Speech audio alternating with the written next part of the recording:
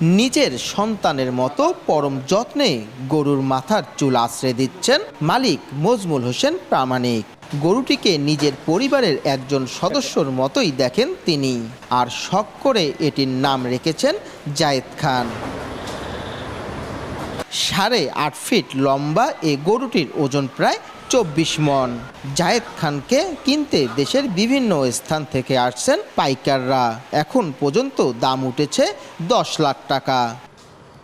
জায়েদ খান প্রতিদিন ঘাস, খড় ও ভুসিসহ মোট 20 কেজি খাবার খায়। বর্তমানে জায়েদ খানের বয়স 3.5 বছর।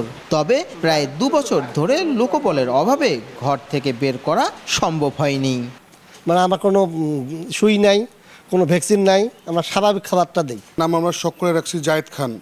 তো জায়েদ খান প্রতিদিন 20 কেজি খাবার খায়, 10 কেজি ওই খড়, 5 কেজি ঘাস, আর 5 কেজি হচ্ছে বিভিন্ন দানাদার খৈল, ভুট্টা জাতীয় খাবার খায়।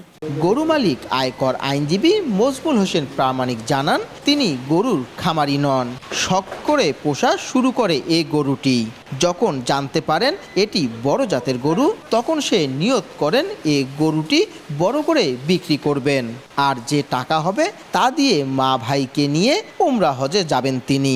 যদি আল্লাহ এখানে তৌফিক দেয় আর যদি কবুল করে, আমি হয়তো ভাই গরু বিক্রি করে হজে যাব। আমি আমার ছোট ভাই, আমরা যারা আছি, আমরা হজে যাওয়ার জন্য, উমরা করার জন্য আমরা এই গরুটাকে লালন পালন করতেছি। এবার কোরবানির ঈদে জায়েদ খানকেই 15 থেকে 16 লাখ টাকায় বিক্রির আশা মজমুল হোসেনের। যে আই সমাপ্ত। সময় সংবাদ, লালমনিরহাট।